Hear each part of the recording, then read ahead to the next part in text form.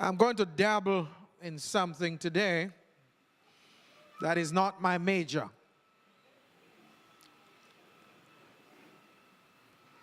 I'm going to talk about investments.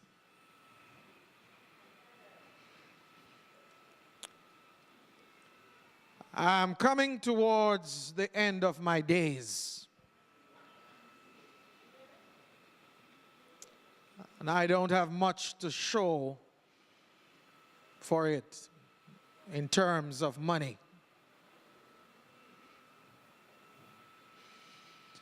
And I was thinking this week, if I would live my life over again, I perhaps would do some things differently.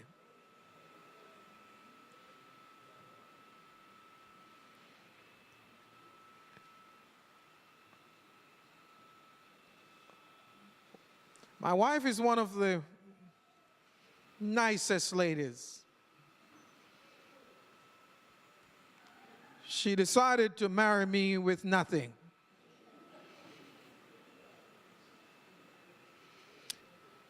And while I was courting her, I always keep the conversation going and gave her a little time to ask questions because I didn't want her to ask me about my portfolio.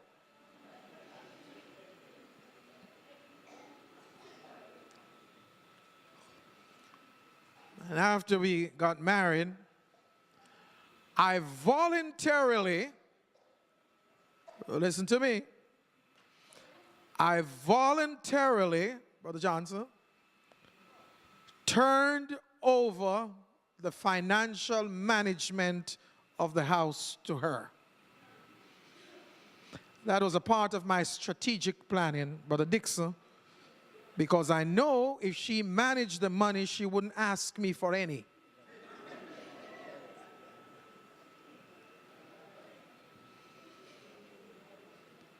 And she has done a masterful job of making much out of little.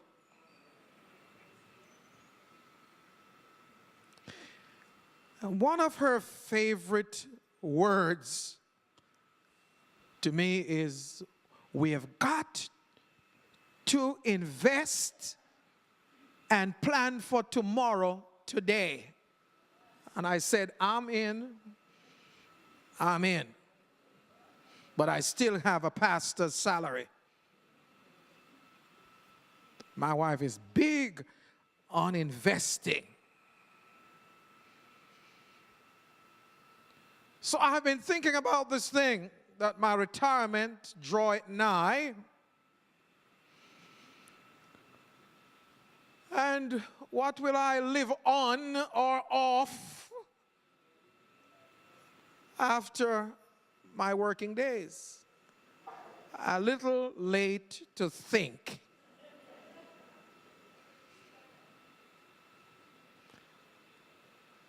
But when I was graduating from college, the head of my theology department was a pastor by the name of W. Campbell.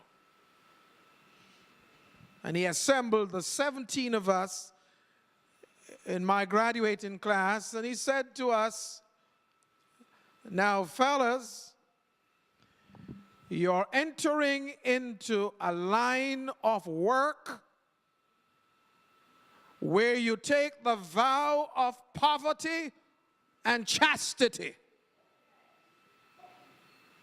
And he said to us, this church will give you enough to take care of your monthly expenses.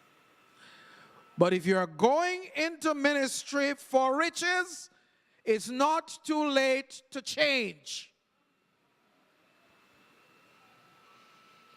17 of us started this journey, and 3 of us are left. And I'm one of the foolish 3.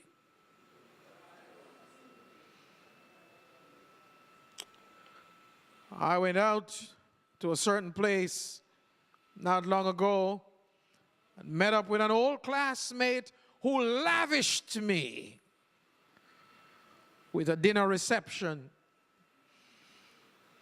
walked me around his house, and he showed me how well he was doing. And he said to me, Robbie, if I had stayed with ministry, man, I wouldn't have half of this.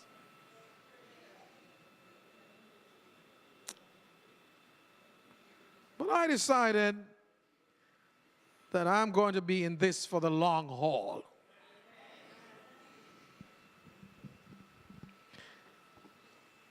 Then, a few months ago,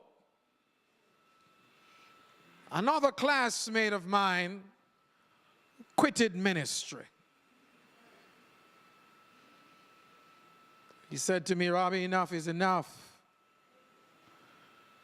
I'm going to get old, man, and if I stay in this thing, I don't know, my social security not going to be much. It won't carry me. And the little pension I'll get from the church won't sustain me. So he said, I sought for something.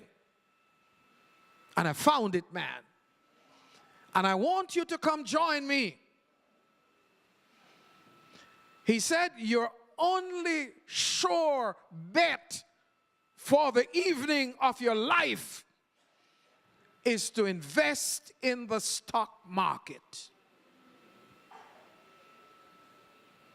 I said, I know nothing about stock market. He said, I'll help you. And he told me the enticing things about the stock market. So my message today is investing in future stocks. And as I pondered anew about the stock market and investing in the stock market,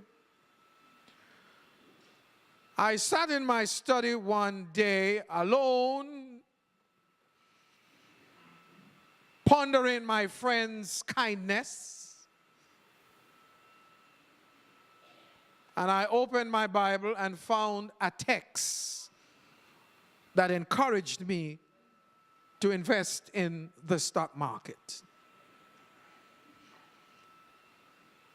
And I started to meditate and to probe. And I'm going to lay that text on you today. And I'm going to invite my members to join me in investing in future stocks.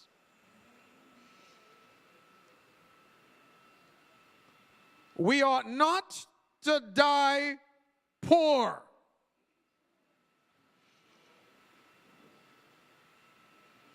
And our great concern must not be about the evening of life, but about the afterlife.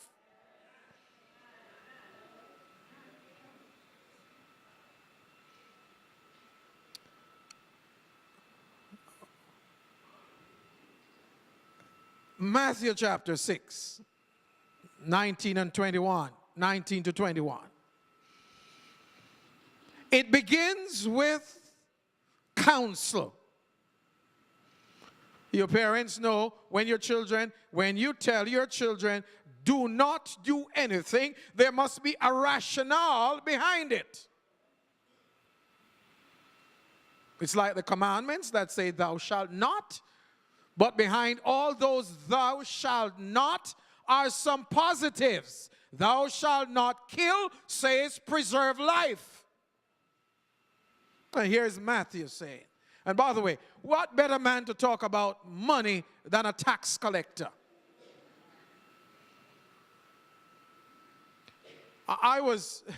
It's tax time. I saw the file late because I don't expect any returns. Last year I owed the government. Last month I paid off the last amount I owe them. But I got within a couple of weeks now, months now, my tax return, my tax documents, and I got one back from the bank with the interest I earned for the year. It was $1.69.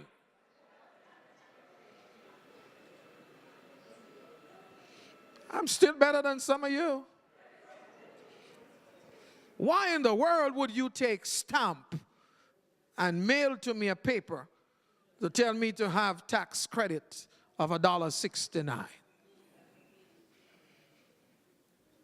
By the way, I did something very smart, Elder Slaughter. In the city where I live, I have an account in every bank.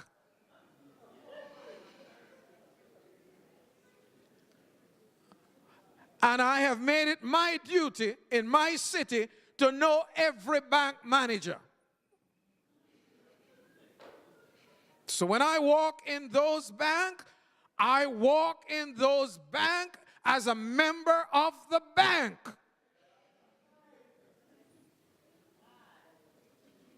I've got money to spread around. 20 here, 30 there, 50 there. But I'm a member of the bank. I'm going somewhere.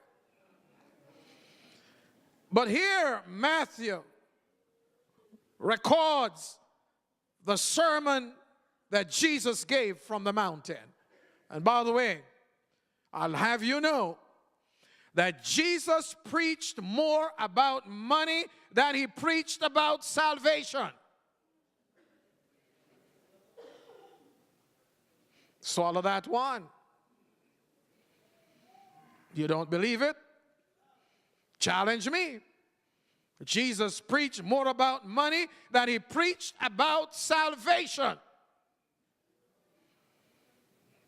And he says, thou do not lay up for yourselves treasures on earth. Don't lay up for yourself treasures on earth. And then in the Greek we have what is called the parenthesis. Earth, where moth and rust destroy, where thieves break in and steal. Don't invest in that type of risky investment. So when my friend was talking to me about the stock market, I shared the idea with my wife, and she said, no risky investment.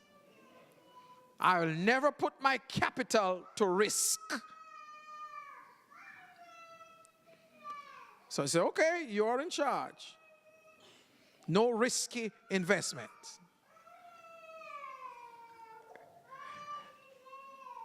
Jesus was saying in this passage here, don't risk your investment. A few weeks ago, my wife told me about a patient she had, came in with burns. Somebody burned down his house, and in his house, he lost by fire $30,000 US. Saving at the wrong place. When the fire was over, they found bits and pieces of the money, $30,000 he lost. I get that, I could retire.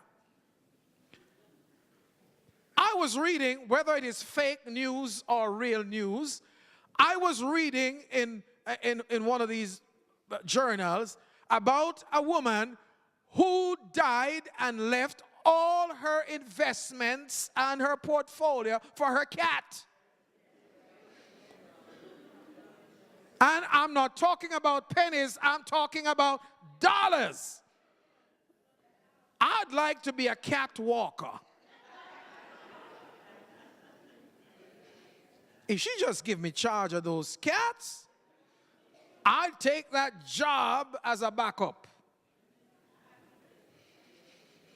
Jesus says, don't do risky investment.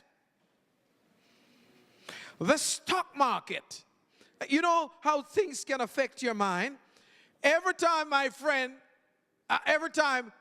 think of my friend's suggestion, I begin to listen to the TV and the radio, and I hear them talking about the stock market. And every day you hear them talking about it went up or it went down. The stock market can be fickle, erratic. They say sometimes it's bullish, but most times it's unpredictable.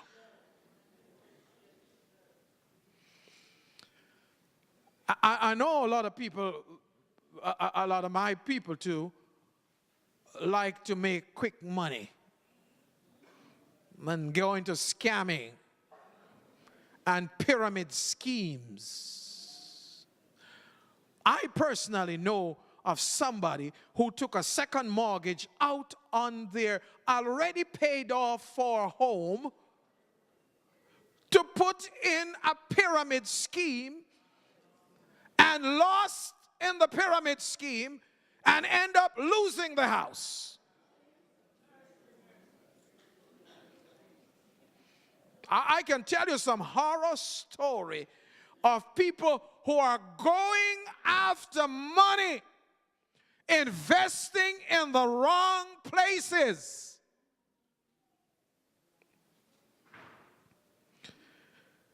Wall Street is right at your back door.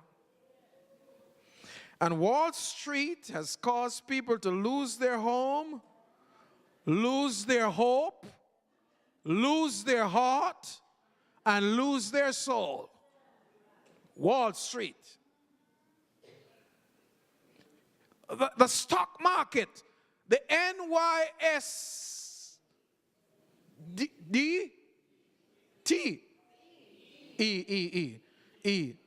NYSE, New York Stock Exchange, is like a bubble. It can burst anytime. Some of us who are only accustomed to saving in our piggy banks need to know that it is the stock market that sets the agenda for the global financial market. So you hear terms, learn some today on the news like the Dow Jones, the NASDAQ, the S&P 500, CNN money, Bloomberg. All these are trading terms, and you know what they are? They are glorified gambling terms. People on Wall Street are hustling and seeing if they can legally trade to scam you. People always want to get more. It's an age of greed. There's a game show on TV called Greed.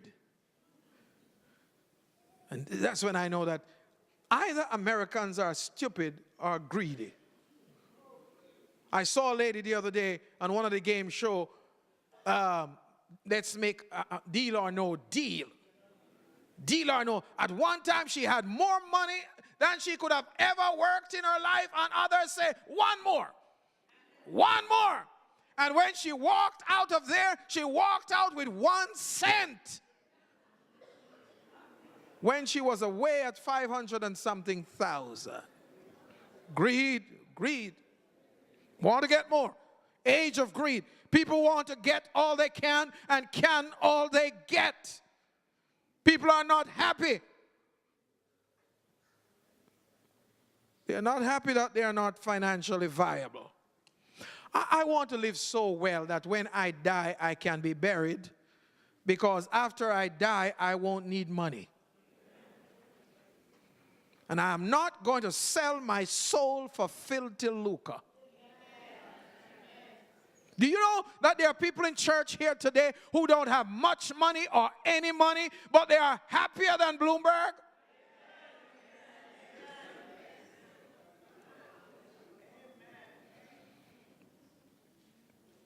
Some people are financially not viable. Some are physically drained. Some are financially famished. A story came to my WhatsApp page recently, and it jump-started my mind as I was preparing this message. It's the story of the 99 Club. You ever heard the story? Some of you have. If you're on WhatsApp, send me good stuff on WhatsApp. By the way, those of you who are sending me texts, Bible texts, I have a Bible. Send me some of these enriching stories. They help. Let me tell you about the 99 Club. Once upon a time, there lived a king who, despite his luxurious lifestyle, was neither happy nor content. One day, the king came up on a servant who was singing happily while he worked. The servant was singing as he worked. This fascinated the king. Why was he, the supreme ruler of the land, so unhappy and gloomy, while a lowly servant had so much joy? And so the king asked the servant, "Why are you so happy?"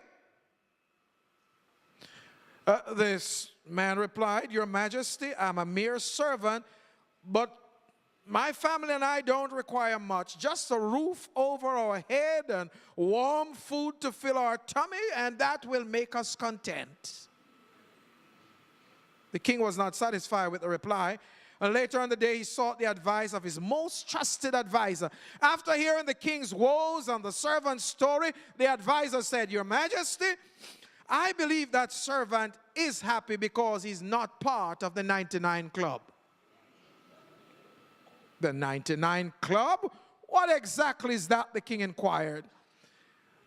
And the advisor replied, "Your Majesty, you shall see if you place 99 gold coins in a bag and leave it at your servant's doorstep." The curious king had it done. And when the servant saw the bag lying at the door, he took it into his house. When he opened the bag, he let out a great shout of joy. So many gold coins. He began to count them. And after several counts, he was at last convinced that there were just 99 coins. He wondered, what has happened to the last gold coin? Surely nobody would leave 99 coins.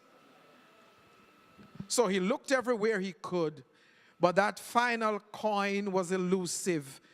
And finally, exhausted, he decided he was going to have to work harder than ever to earn that gold coin and complete the collection. So from day to day, the servant's life changed. He became overworked, horribly grumpy, castigated his family for not helping him make the 100th gold coin. And he stopped singing while he worked. Witnessing this dramatic transformation, the king became more curious. He summoned the advisor who explained, "Your Majesty, your servant is now officially a member of the 99 Club."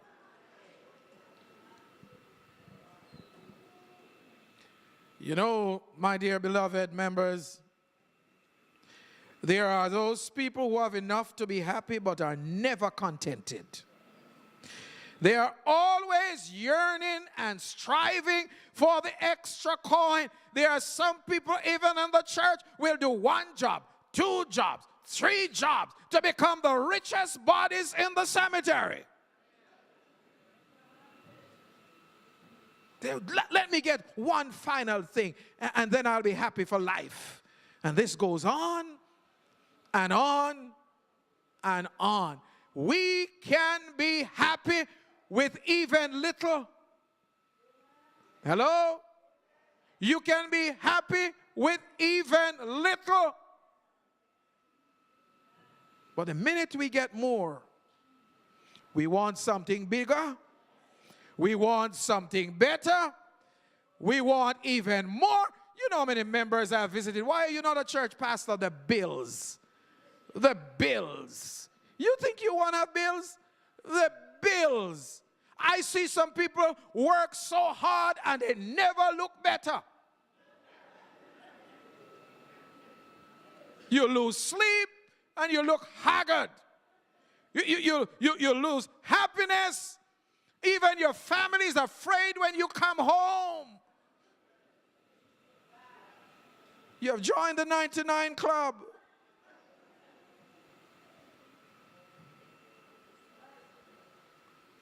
I have a friend who is a bank manager, and he tells me some stories about accounts in the bank for people who are dead, and there is no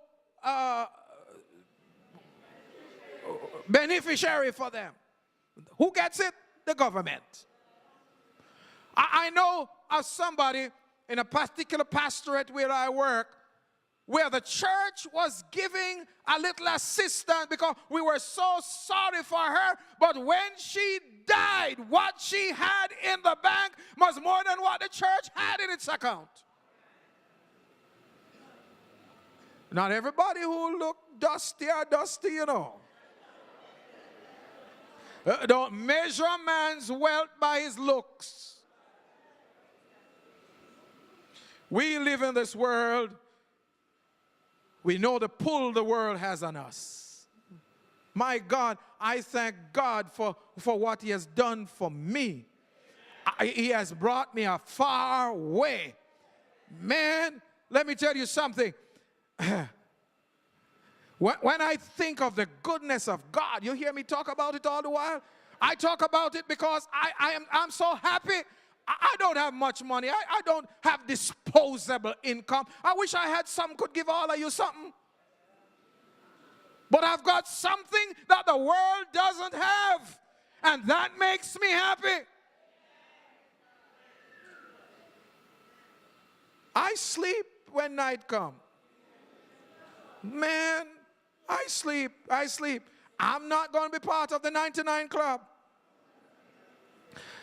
The world, listen, the world wants to draw us in, to keep us in debt. I am ashamed. My mother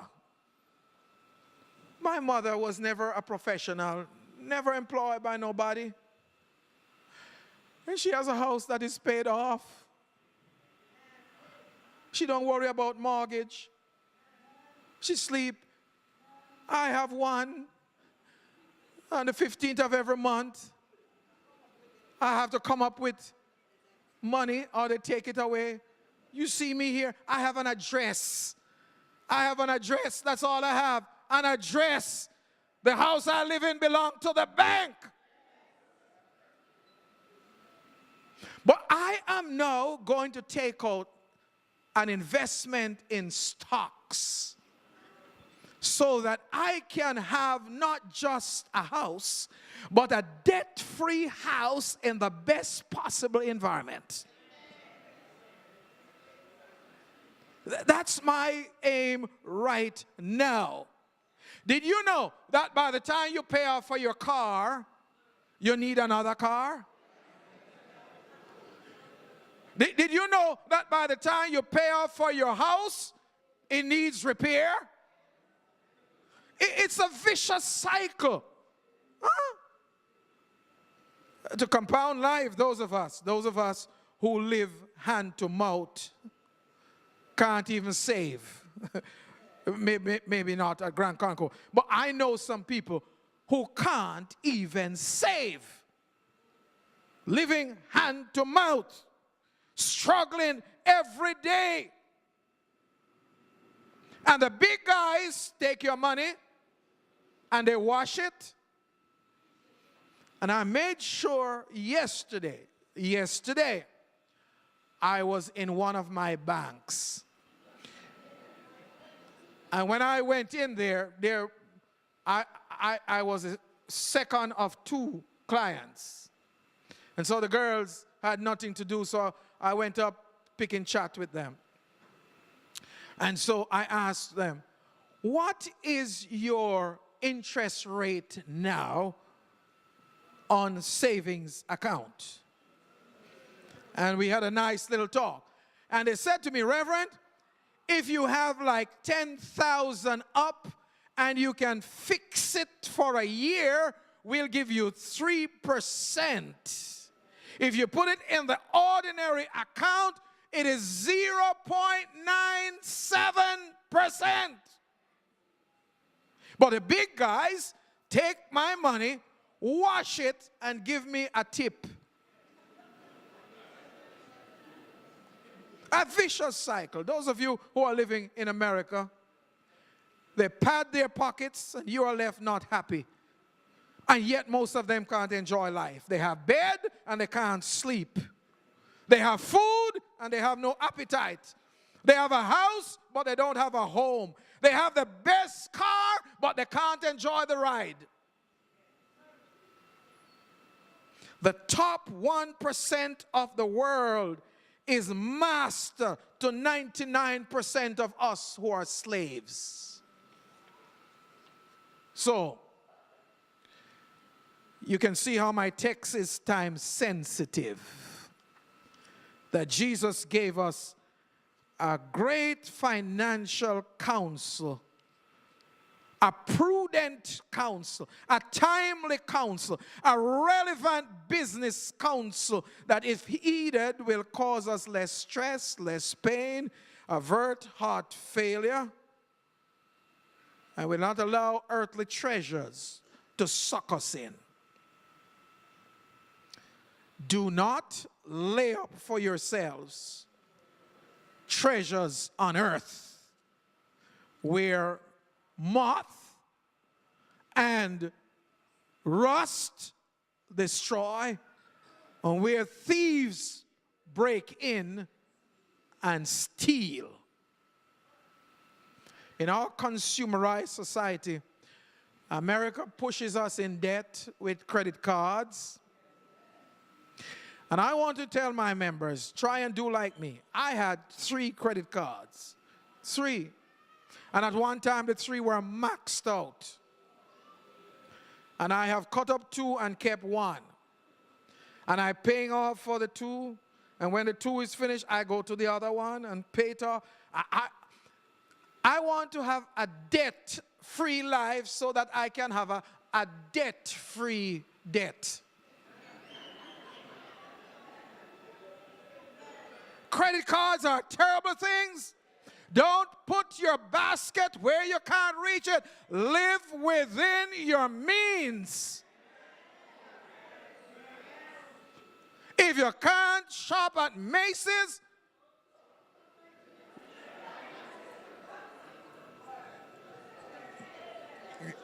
they know where to shop. Don't follow up the catalog. Not every advertisement on TV is for you. Somebody hearing me there today? Am I talking sense or nonsense? Live within your means. It's not cloth that makes you, it's character.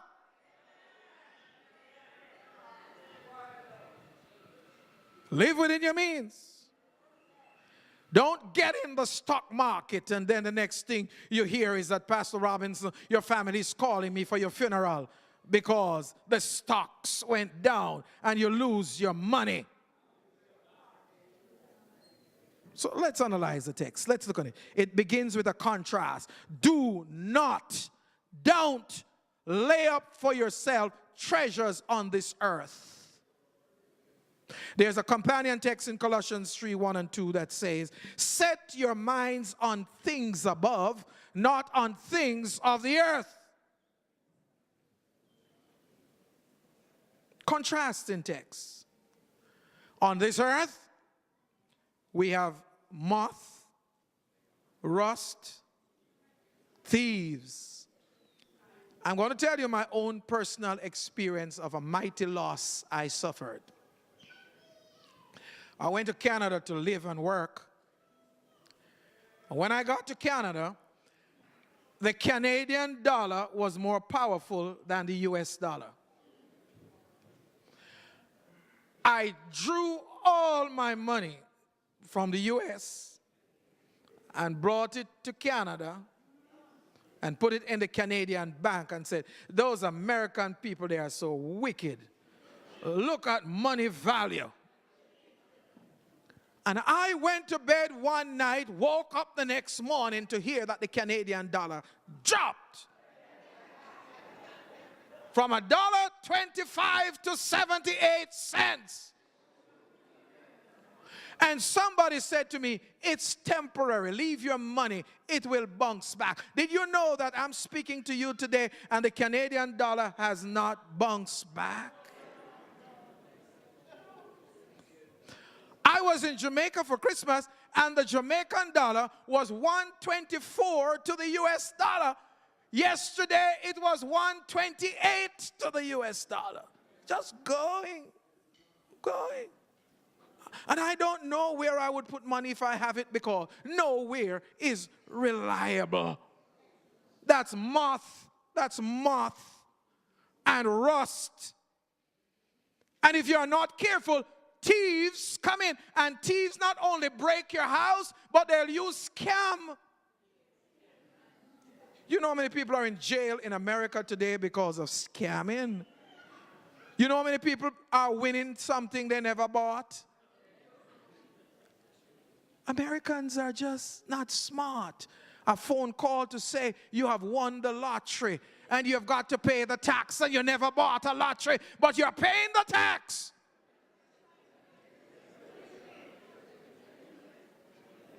I hope not. By the way, you know, this morning, I sat right there. Come here, Carla. Carla, it's good to see you in church. It's good to see you. Carla, lest these people think I'm not talking the truth. I was on the platform. And my phone beeped. And I looked on it to see if Elder Mitchell was sending me a message. And I looked on it, and I saw a number. Tell them what is at the top of the number. Scam likely. Scam likely. If the phone is sensible. Somebody is calling me to scam me, and it came up on my phone. Scam likely. Don't let anybody scam you. 3 words describe what you get on earth. Moth eat up your joy, your money rust, and thieves scam you. You see how temporary and transitory our earthly treasure is. But I find it difficult to be very rich and to have stocked away when I see the needs of others. I can hardly go out and see a need and not go in my pocket. That's why I don't carry much money sometimes. Because if God has blessed me that I can have dinner on my table, I don't know why I can be content to see somebody go to bed hungry.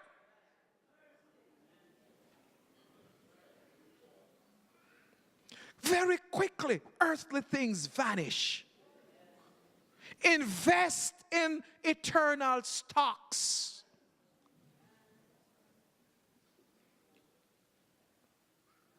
Earthly things is unstable, uncertain, insecure, subject to decay, subject to destruction, stealing, and loss. I saw on the news this week, whether it's real news or fake news, but I think it's real news, about this young lady who was in foreign, and this is for you foreigners. Listen to me. She worked hard in the snow, accumulate her money, send it home to a country whose name I won't call for fear of shame. Send it to her own family to buy her house, build her house. And now that the house is finished, she went home and she can't find money. She can't find house. She can't find land. And she went off her head, came back here, jumped off a building, and killed herself. You can't even trust your own family. When are you going to learn that lesson? That the arms of flesh will fail you. You dare not trust your own. But there is one man you can trust, and that man is called Jesus.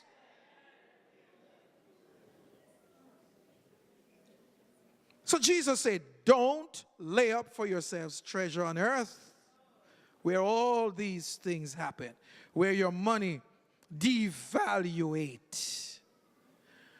But then he goes on to tell you, but, you like that word? But, based on what I've said before, here is the alternative. Lay up for yourselves, invest in the heavenly stocks, lay up for yourselves treasures in heaven. I'm here to tell you this morning that in heaven, the opposite happens. Everything is eternal. It's durable. It's secure. It's imperishable. And the interest rate is compounded. In heaven, there is no loss. Are you hearing me? In heaven, there is no loss. Invest in the bank of glory. Invest in the work of God. Invest in people. Invest in people. We don't have much. We don't have much. And I had to tell my wife the other day, remember I told you she's in charge? I had to tell her the other day, you just cannot take up everybody's problems. She's always telling me about a student who can't make it. Last week she called me and said to me, and when I hear her say, she called me and she said, I run into this family with some nice children. And I called by their house and I found out that the kids are sleeping on the floor. Can we buy them a bed? I said, we?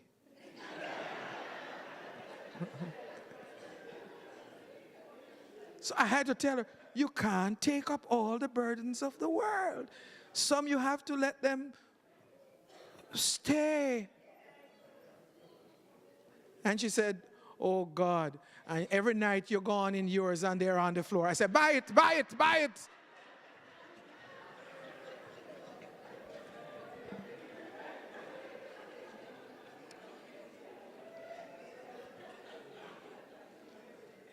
But, you know, if you have a little resource, help such people. Help them. They say service is the rent you pay for space you occupy on earth. If I can help somebody as I go along, my living will not be in vain. Don't stockpile for the future only to die and leave it for greedy people. They say where there's a will, there's a lot of greedy relatives.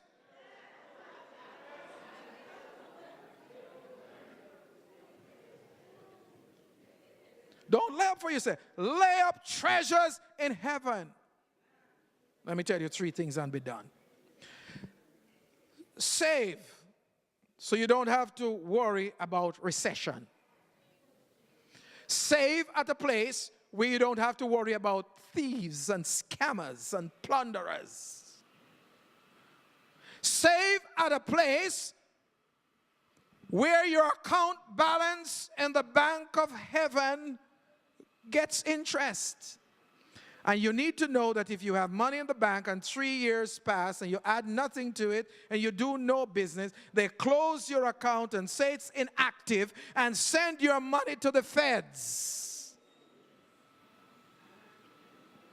I have a member dealing with right now who has not saved for a long time, and her life's little saving has been sent to the Fed, and the trouble she will have to go through to get back that money. They said its account was inactive.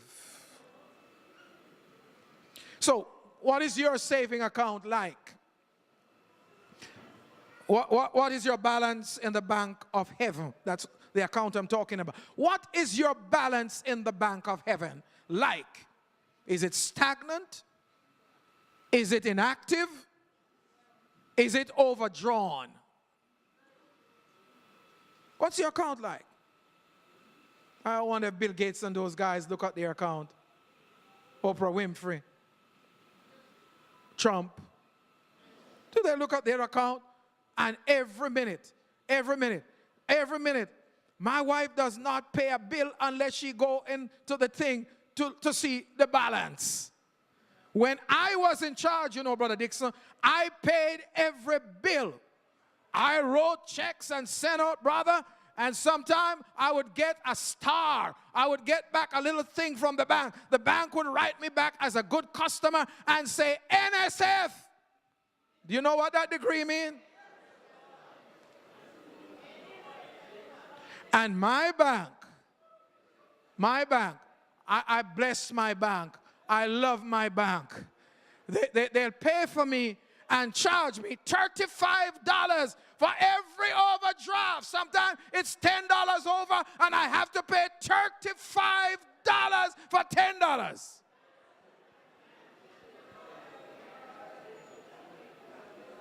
That's the bank of earth. But when I save in the bank of glory, I don't have to have overdraft, because I am co-signator on the account in glory with Jesus. And what Jesus has, we jointly own. And the Bible tells me that the earth is the Lord's, the fullness thereof. The cattle upon 1,000 hills are his. Everything on this earth belongs to Jesus. And when I sign on, I've got equity. And it doesn't matter how much I have or don't have down here. I can be rich in Jesus. Your treasure pulls and tugs and coerces and draws and allures and desires to control your heart. I do well with a little more money today. But if that money is going to cause me to lose my soul, I prefer to be rich in the banks of earth and to be poor in the banks of earth and to be rich in the bank of glory.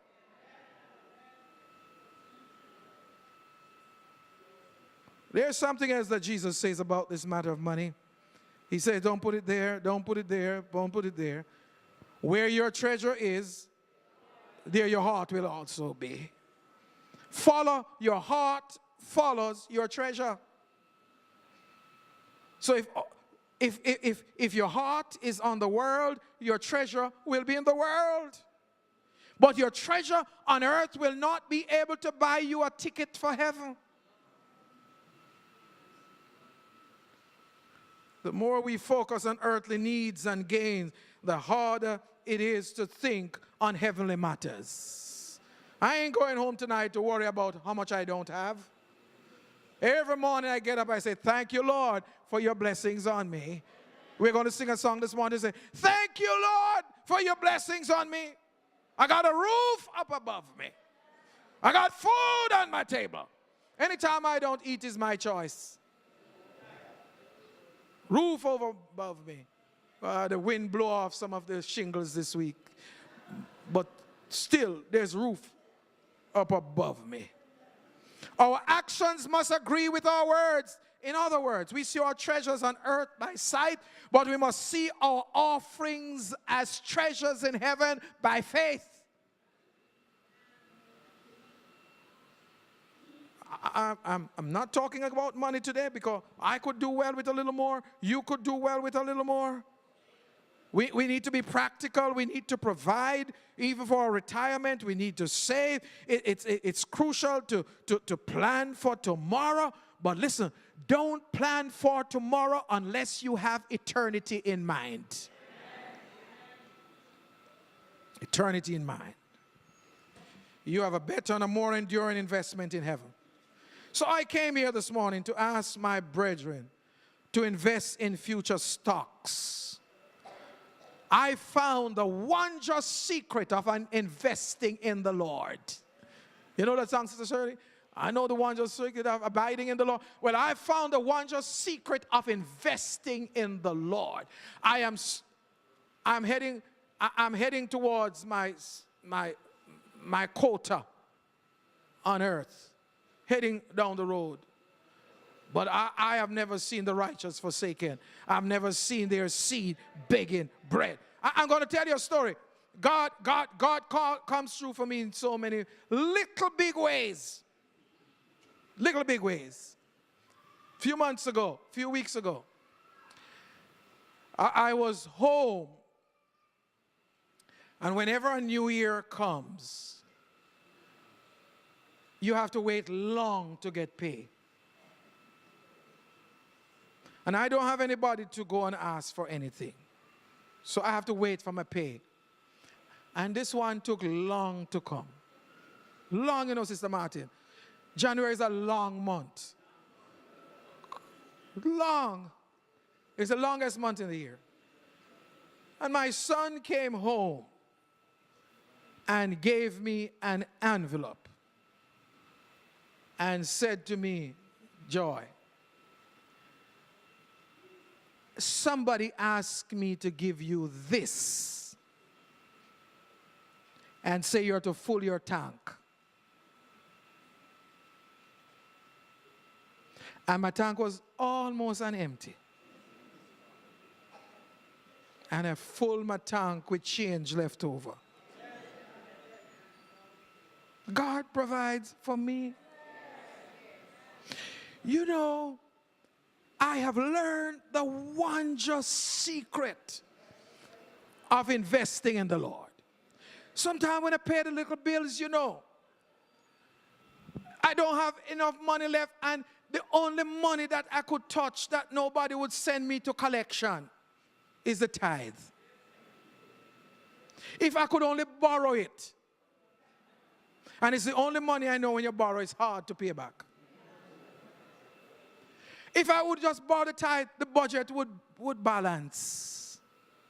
But I found the wondrous secret of putting Jesus first, and everything else falls in place.